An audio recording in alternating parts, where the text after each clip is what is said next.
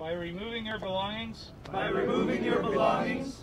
And vacating the park. And vacating the park. Not going nowhere. Throughout this whole morning, it's sort of been a mix of calm and tension. It's this back and forth from the early morning. It just sort of seemed like a tired bunch here at the park, the diehards that have not left, that have barricaded themselves in the gazebo behind us and in the library yurt. But as I said, I mean, they just seem tired. Everyone seems like they've had enough, although there are spells of aggression and there are pockets of them that are still digging their heels in. There's also a sense of humor.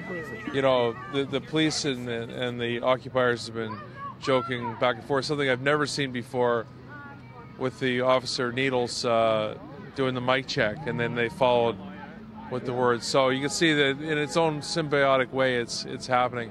But we still have that the group that's in the yurts, in the library yurts, that are chained in, and so there's going to be some sort of either negotiation or confrontation there at some point. Of course, with the rate that things have been going, as we said, slow, calm, meticulous, systematic, there's no telling when that'll be. That'll take some time.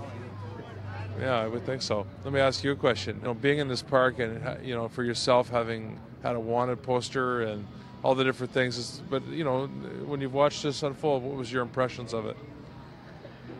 Well, in terms of the wanted poster, I just found that occupiers were, I don't know whether it was quick to forget or quick to forgive. It could have been either. I mean, I was in a confrontation yesterday. It almost ended up in a fight, and then, you know, by the end of the day, that very gentleman who wanted to fight me, he tapped me on the shoulder. I turned around, he extended his hand and said, "I just want to apologize for earlier this morning." I think that's a lesson that we learned from the G20, was there's nuances to things, and that the people here are people, and a lot of good people, and, you know, at the same time the police officers have a job to do and rules to enforce. So it's if there's any blame here at all, it goes back to the city for taking this long to deal with this, in my opinion. I mean, this could have been dealt with after a couple of weeks, perhaps, or sooner. But pretty interesting effort today, and I don't see really any bad guy on any side here today so far. Knock on wood. On behalf of my colleague Joe Warmington, I'm Terry Davidson for the Toronto Sun.